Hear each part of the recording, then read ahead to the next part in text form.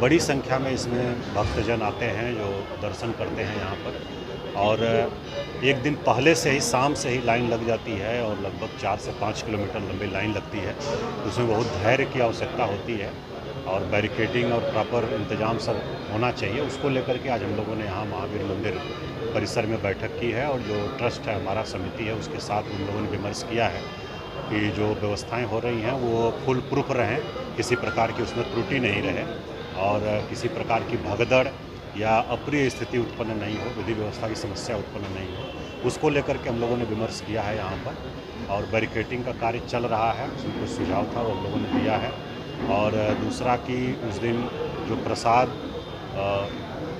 खरीदने के लिए लोग आते हैं तो एंट्री एग्जिट के पास दुकानें लग जाती हैं, उससे काफ़ी कठिनाई होती है। तो वो नहीं हो, तो ये लोग 14 जगहों पर उसको प्लान कर रहे हैं, जहाँ लाइन में लगे रहेंगे, उसी रूट में दुकानें लगाई जाएंगी ताकि वहीं लोग ले सकें। फोर्स मजिस्ट्रेट का पर्याप्त प्रतिनियुक्ति रहेगी। सीसीटीवी कैमरे से भी हम लोग निगरानी करेंगे, कोई लाइन तोड़े नहीं और आपस में नहीं झगड़ें और आराम से लोग दर्शन करें, ये हम लोगों का प्रयास रहेगा। मेडिकल टीम भी रहेगी, पेयजल का इंतज़ाम, बाकी सब जो व्यवस्था है वो सब रहेगी। स्ट्रीट लाइट वगैरह कुछ ख़राब बताई गई है, उसको नगर निगम को कहा गया है कि ठीक करा देंगे। तो कुल मिलाकर के उद्देश्य यही है कि जो भारी संख्या में भक्तजन आते हैं दर्शन करने के लिए, उनको किसी प्रकार की असुविधा नहीं हो और भगदड़ जैसी कोई अप्रिय स्थिति नहीं हो, कोई अव्यवस्था उत्पन्न नहीं हो। उसी को लेकर के सभी पदाधिकारियों के साथ और महावीर मंदिर न्यास समिति, उसके साथ हम लोगों ने आज बैठक किया है। सर, रूट्स भी कोई निर्धारित किए गए हैं कि किस रूट से प्रोसेसन निकलेगा? नहीं, प्रोसेसन का तो है, सभी तरफ से डाक बंगला पर आता है और वहाँ से एग्जिट सिर्फ स्टेशन की तरफ, स्टेशन गोलंबर जो है उसी तरफ रहती है। वापस हम लोग उस रूट में नहीं जाने देते हैं क्योंकि पीछे काफ़ी सारी झांकियाँ होती हैं और बहुत भीड़ रहती है।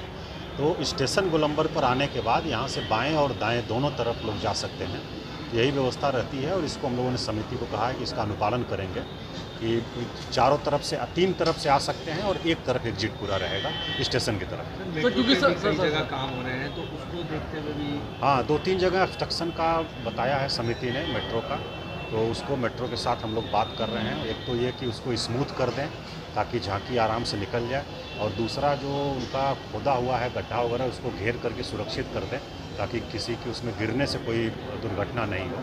इसको लेकर के हम लोगों ने मेट्रो से कहा है। सर, क्योंकि गर्मी बहुत रहेगी तो उसमें लंबी कतार भी होगी, काफ़ी लोग भी होंगे, तो क्या उनके पेयजल की कुछ अलग से व्यवस्था की जाएगी? हाँ बिल्कुल, पेयजल की व्यवस्था की जा रही है। कुछ शेड की व्यवस्था भी जो बन रहा है उसके ऊपर शेड की व्यवस्था भी की जा रही है और बाकी पेयजल का भी इंतजाम रहेगा, पूरे रास्ते में रहेगा।